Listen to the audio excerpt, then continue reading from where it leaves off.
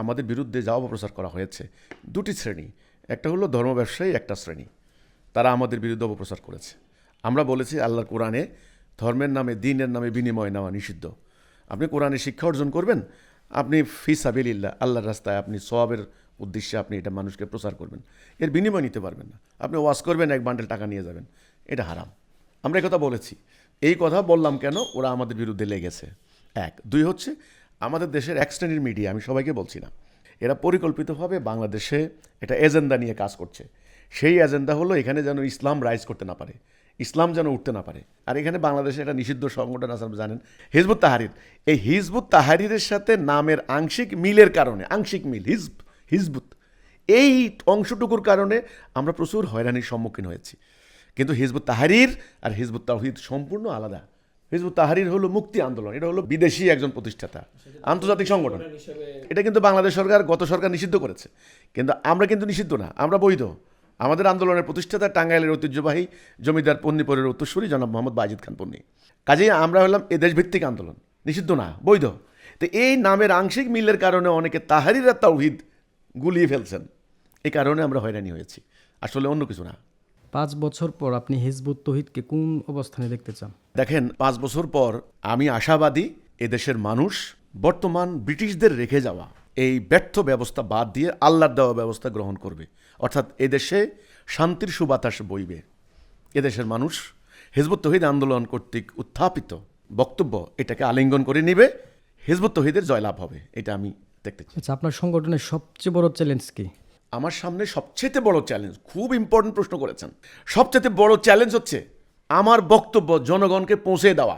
আমি যখনই কোনো সভা সমাবেশের আয়োজন করি, সঙ্গে সঙ্গে ধর্ম ব্যবসায়ী, উগ্রবাদী গোষ্ঠী ষড়যন্ত্র শুরু করে দেয়, অথচ কিন্তু এটা আমার মানবাধিকার। এটা বৈষম্য বিরোধী আন্দোলন হলো, আমার প্রতি এটা চরম বৈষম্য করা হচ্ছে। যেমন ধরেন সোহরাওয়ার্দী উদ্যানে সবাই মিটিং করছে, আমি যখন সমাবেশের অনুমতি চাই আমাকে অনুমতি দেওয়া হচ্ছে না, বলছে কি নিরাপত্তা সমস্যা আছে।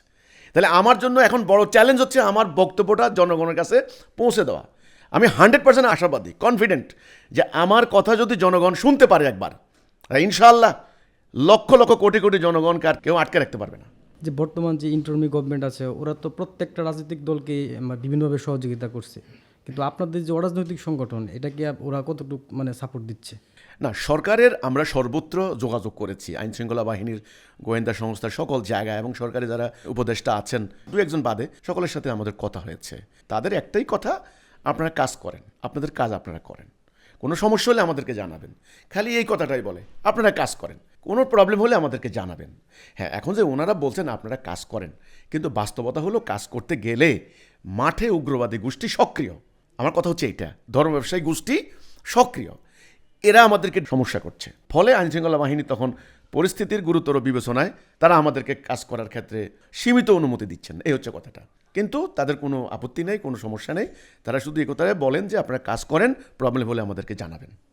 আপনারা যখন ধর্মীয় ব্যাখ্যাগুলো দেন, এগুলো নিয়ে আসলে সমালোচনা হয়, এগুলো আসলে আপনারা কী চোখে দেখেন? দেখেন, সমালোচনা যারা করছে তারা তো অনর্থক সমালোচনা করছে, আর যে কোনো আদর্শের বিপরীতে সমালোচনা থাকবেই। সবচেয়ে বড় কথা হলো আমরা যে বক্তব্যটা দিচ্ছি এটা যৌক্তিক কিনা, এটা বাস্তবসম্মত কিনা, এবং এটা দালিলিক কিনা, দলিল ভিত্তিক কিনা, কোরআন ভিত্তিক কিনা। যেমন ধরুন, আমি একটা উদাহরণ দিচ্ছি নারীদের প্রসঙ্গে। আমরা বলেছি যে মেয়েদের অধিকার আছে, আল্লাহ তাআলা তাদেরকে কোরআনে অধিকার দিয়েছেন, তারা পার্টিসিপেট করতে পারে, মিডিয়ায় যাবে, সেনাবাহিনী যাবে, পুলিশ যাবে, শালীনতার সাথে, কোনো সমস্যা নেই। কিন্তু একটা গোষ্ঠী যদি বলে যে না না না, মেয়েরা ঘর থেকে বের হবে না, তোমরা ঘরে থাকো, তোমাদেরকে দেখলে ইমান চলে যাবে, মসজিদে গেলে মসজিদ নাপাক হয়ে যাবে, এটা বাড়াবাড়ি। যখন আমরা এই ধর্মের নামে অধর্ম, কুপমণ্ডুকতা, বাড়াবাড়ি, এগুলোর বিরুদ্ধে যখন আমরা কথা বলছি, তখন স্বাভাবিকভাবেই তারা, যারা এগুলো ধরে আছে, তারা প্রতিক্রিয়া দেখাচ্ছে।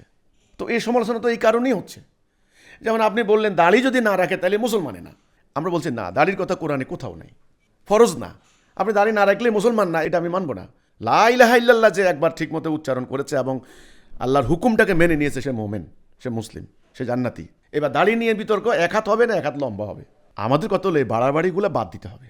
আমরা বিভিন্ন সেমিনারে দেখি, আপনাদের প্রোগ্রামে দেখি যে নারীরা আপনাদের সাথে একসাথে একটা প্রোগ্রামে অংশগ্রহণ করতেছে, সেখানে মন্তব্য করছে যে আসলে এখানে তো নারীদের পর্দা ছাড়াই তারা অংশগ্রহণ করতেছে, এটা তো আসলে ইসলামিক পন্থায় পড়ে না। দেখেন, এই পর্দা নাই যে কথাটা বলে না, এটার নাম বাড়াবাড়ি। পর্দা নাই বালিকে ওরা কি ন্যাংটা থাকে? আমার প্রশ্ন, মুখমণ্ডল খোলা, এই তো, আপনি কোরআনের একটা আয়াত ইল্লা মা জাহারা মিনহা, যেটা সাধারণত প্রকাশমান তাহা ব্যতীত, তাহলে প্রকাশমান কি? আল্লাহ বলতেছেন কিছু কিছু অঙ্গ প্রকাশমান থাকবে। হাদিস আসছে, রসুল নিজেই বলেছেন, হাদিস আমি দেখাতে পারবো আপনাকে। এবং তাফসির ইবনে কাসির সেখানেও বলা হয়েছে, এবং আল হেদায়া গ্রন্থ যেটা মাদ্রাসার কামিল ক্লাসে পড়ায়, ফেকা গ্রন্থ, সেখানেও বলা আছে মুখমণ্ডল, হাতের কবজি, পায়ের পাতা এগুলো খোলা থাকবে। ইল্লা মা জাহারা মিনহা, এই আয়াতের ব্যাখ্যায় সকল তাফসিরকাররা এই কথা বলেছেন। এখন একটা গোষ্ঠী বের হয়েছে, আপনি যদি মুখমণ্ডল দেখা যায় বলে বেপর্দা। এটা তো কোনো কথা হতে পারে না ভাই, এটা বেপর্দা না। আপনার প্রাইভেট পার্ট, লজ্জাস্থান যদি খোলা থাকে এটা বলতে পারেন আপনি বেপর্দা। পর্দার কথা আল্লাহ পুরুষকেও বলেছে, নারীকেও বলেছে। আগে পুরুষকে বলেছে যে তোমরা তোমাদের লজ্জাস্থানকে হেফাজত করো, দৃষ্টিকে কন্ট্রোল করো। পুরুষকে বলা হয়েছে দৃষ্টি কন্ট্রোল করো, প্রাইভেট পার্ট হেফাজত করো। ঠিক একই কথা মেয়েকেও বলা হয়েছে যে তোমরা মোমেনারা, তোমরাও তোমাদের দৃষ্টিকে কন্ট্রোল করো, প্রাইভেট পার্ট হেফাজত করো। অতিরিক্ত একটা কথা বলা হয়েছে, একটা চাদর বুকের উপর টানিয়ে দাও, তাদের প্রাইভেট পার্ট আর একটু বেশি অতিরিক্ত। এই হচ্ছে আল্লাহর বিধান। এখন আপনারা কি করলেন? এই বিধানটাকে টানতে টানতে টানতে বাড়াবাড়ি করতে করতে একেবারে আপাদ মস্তক, হাত মোজা, পা মোজা, মুখমণ্ডল ঢেকে আপনারা বলছেন এটাই পর্দা। এর কম যদি কেউ করে ও হচ্ছে বেপর্দা। এটা কেমন কথা? যুগান্তর পত্রিকায় একটা প্রতিবেদন আসছে, এটা নিয়ে একজন আলেম প্রতিবাদ করেছেন, কথা উঠেছে যে হাত মোজা, পা মোজা, মুখমণ্ডল না ঢাকলেই যে বেপর্দা, এটা ঠিক নয়, এটার নাম বাড়াবাড়ি। তো কাজেই আমাদের মিটিংয়ে যে মেয়েরা আসে, আমরা ঠিক আল্লাহ রসুলের যে ইসলাম সেটা প্র্যাকটিস করছি। রসুলুল্লাহর টাইমে পুরুষের পাশাপাশি মেয়েরাও অংশগ্রহণ করতেন, রসুলুল্লাহর ভাষণ শুনতেন, মসজিদে নববীতে অ্যাটেন্ড করেছেন, জুমার নামাজে অ্যাটেন্ড করেছেন। আজকে হজের ময়দানে যাচ্ছে, হজের বিশাল লক্ষ লক্ষ মানুষ, এখানে নারীরাও যাচ্ছেন। কাজে আমাদের মিটিংয়ে এক পাশে মেয়েরা, এক পাশে পুরুষরা ঠিক ইসলামের পোশাক বিধি, ড্রেস কোড অনুসরণ করেই তারা অ্যাটেন্ড করছেন, তারা কোনো অন্যায় করছেন না। যারা বলে আমাদের মেয়েরা বেপর্দা, তারা বাড়াবাড়ি করছেন। ইসলাম বাড়াবাড়ি করতে নিষেধ করা হয়েছে, স্ট্রিক্টলি প্রহিবিটেড বাই আল্লাহ। তো কাজেই আমাদের পর্দার নীতি আল্লাহ রসুলের নীতি, আর যারা এর বাহিরে কথা বলবে ওরা বাড়াবাড়ি করছে। Thank you. ওখানে দেখলাম যে অনেক মেয়েরা কাজ করে, পেপার দিচ্ছে, কিন্তু তারা হচ্ছে বিনা পারিশ্রমিকের কাজ করে। এটা আসলে আমার কাছে অনেক ভালো লেগেছে। তবে আসলে বিনা পারিশ্রমিকের সবার তো পারিশ্রমিক প্রয়োজন, তো এটা আসলে কেন তারা এভাবে করছে? ওদেরকে আমরা এটা মোটিভেট করেছি, এটা তারা অনুপ্রাণিত। সেটা হচ্ছে এটা শুধু একটা পত্রিকা নয়, শুধু একটা নিউজ পেপার নয়। মানুষ যখন পত্রিকা পড়ে সেখানে হরতাল কী হলো, অবরোধ কী হলো, হাসিনা খালেদার কী খবর, বিএনপি আওয়ামী লীগের কী খবর, সংবাদ জানে। আমাদের পত্রিকা খালি সংবাদপত্র নয়, এটা একটা আদর্শিক পত্রিকা। এখানে কিছু আদর্শিক বক্তব্য আছে, সেটা হলো মানুষদেরকে ইসলামের দিকে ডাক দেওয়া হচ্ছে, আমাদের বার্তা দেওয়া হচ্ছে, মানুষদেরকে বোঝানো হচ্ছে যে মানুষ আল্লাহর বিধান মানতে হবে, মানুষদেরকে উদ্বুদ্ধ করা হচ্ছে। তো এই বার্তা সম্বলিত এই পত্রিকা যখন প্রচার করা হয় তখন এটা একটা দ্বীনি কাজ, এটা আমরা জেহাদ হিসাবে মনে করি, আমল হিসাবে মনে করি। তো এই মেয়েদেরকে আমরা বা ছেলেদেরকে তারা এই জিনিসটা বুঝছেন যে এই পত্রিকাটা যদি আমি বিক্রি করি, একটা মানুষ সত্যের সন্ধান পাবে, একটা মানুষ ঈমান আনবে, আল্লাহ আমাকে সওয়াব দিবেন। এই হচ্ছে ধর্মীয় কর্তব্য, দ্বীনি কাজ মনে করে তারা বিনে পয়সায় এই কাজটা করছেন। আবার একটা কিছুদিন একটা নিউজ দেখলাম, ঈদের দিন মানে তার ঈদ পালন না করে সে পেপার দিচ্ছে, বিক্রি করতেছে। সুন্দর কথা, ঈদের দিন ঈদের আনুষ্ঠানিকতা না পালন করে তার দিচ্ছে না। আমাদের ঈদের দিনের নিয়ম হচ্ছে আমরা আগে সালা কায়েম করে ফেলি। এই দিনটা আমরা মনে করি মানুষের হাতে কাজ নাই, মানুষ ছুটি ছাটা নিয়ে আসছে ফ্রি। এই দিনে যদি আমাদের পত্রিকাটা আমরা দিতে পারি তার হাতে, সে অন্তত পড়ার টাইম পাবে। এই জন্য আমরা ঈদের টাইমটার কাজে লাগাই। আপনাকে আবার ব্যাপারটা রিপিট করছি, ঈদের নামাজ আমরা সবার আগে পড়ে ফেলি। ধরেন যদি 9টা বাজে জামাত হয়, আমরা সব শাখাতে বলে দিচ্ছি যে 7টার দিকে তোমরা জামাত করে ফেলো, জামাত করে এবার তোমরা পত্রিকা বিক্রিতে নেমে যাও। এই জিনিসটা আপনাদের কাছে মনে হচ্ছে যেন সবাই ঈদ করতেছে আর এরা রাস্তাঘাটে কাজ করতেছে। আসলে ইসলামের জেহাদটা কিন্তু এরকমই। আপনি যখন ইসলামটা প্রতিষ্ঠা হয়েছে দেখবেন আনন্দ, সুখ, আহ্লাদ, সাধারণ জীবনযাপনকে তারা কোরবানি দিয়েছেন। কোরবানি না দিলে কোরআন এই পর্যন্ত আসতো না। আপনি হযরত শাহজালাল ইয়ামিনের নাম শুনছেন, সিলেটের এখন এই যে সিন্নি টিন্নি দেয় শাহজালালের মাজারে। আপনি জানেন কিনা হযরত শাহজালাল যে 360 জন এই যে বাংলায় আসছেন, ওনারা অনেকে ঘর সংসার করেন নাই, যুদ্ধ করতে করতে শহীদ হয়ে গেছেন, জীবন দিয়ে দিয়েছেন। যেই কারণে আমরা বাংলায় মুসলমান, নাহলে তো মুসলমানই হইতাম না। তো ইসলামের কোরবানির শিক্ষা, ইসলামের ত্যাগের শিক্ষা, ইসলামের স্যাক্রিফাইসের শিক্ষা, নিজেদের ভোগ বিলাসী জীবনযাপন থেকে কাটছাট করে আল্লাহর জন্য কাজ করার শিক্ষা দেওয়া হয়েছে ইসলামে। 100% আমি খালি ভোগ করে যাব, তাহলে আল্লাহর জন্য আমার কি কাজ আছে, কি দায়িত্ব আছে না? পরকালে আমি আল্লাহর সামনে দাঁড়াবো কি নিয়ে? এই জন্য ঈদের দিন আমরা এই সুযোগটাকে কাজে লাগাই। সেটা হচ্ছে এই যে মানুষের হাতে সময় থাকে, মানুষ ছুটি ছাটা নিয়ে আসে, আমরা আগেই নামাজটা শেষ করে দিয়ে পরবর্তীতে আমরা কাজে নামি।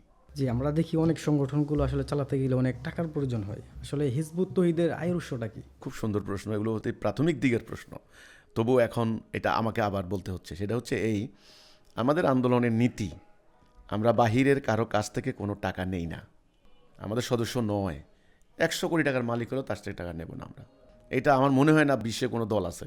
আমাদের সাথে যারা ঐক্যবদ্ধ হবে ইসলাম প্রতিষ্ঠা করার জন্য, তাদেরকে আমরা বলি মোমেন, আল্লাহর কোরআনের ভাষার মোতাবেক। এই মোমেনদের প্রদত্ত অর্থই আমাদের আন্দোলন পরিচালনার মূল উৎস। আমাদের এই যে পত্রিকা বিক্রি করি বা বই ছাপাই, হ্যান্ডবিল, মিডিয়া প্রচারণা আর অন্যান্য সাংগঠনিক কার্যক্রম, আপনার সভা সমাবেশ, এগুলির সমস্ত খরচ আমাদের নিজস্ব অর্থায়নে, নিজেদের কর্মীদের প্রদত্ত দান, অনুদান, আপনারা বলেন চাঁদা, আমরা বলি বাইতুল মাল, মানে আল্লাহর রাস্তায় প্রদত্ত জান এবং মালের বিনিময়ে আন্দোলনের কাজ চলে। সোজা কথা, আমরা কারো কাছ থেকে কোনো অর্থ নেই না। তো এর মধ্যে একটা এডিশন দিচ্ছি আপনাকে। ইতিমধ্যে আমরা নোয়াখালীতে প্রায় 44টি উন্নয়ন প্রকল্প আমরা দাঁড় করিয়েছি। আমাদের গার্মেন্টস ফ্যাক্টরি আছে, ডেইরি ফার্ম আছে, গরু মোটা তাজাকরণ প্রকল্প আছে, আমাদের আরও অন্যান্য উন্নয়ন প্রকল্প আছে, আমাদের ব্যাগ কারখানা আছে, মানে মোটামুটি আমাদের 44টি উন্নয়ন প্রকল্প আমরা করেছি।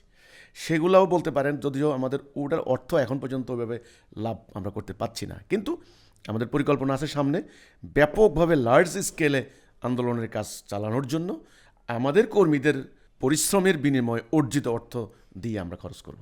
এই তাহলে উত্তরটা হলো, শর্টকাট উত্তর হচ্ছে এই, আমাদের আন্দোলন চলে কিভাবে? আমাদের কর্মীদের প্রদত্ত অর্থে।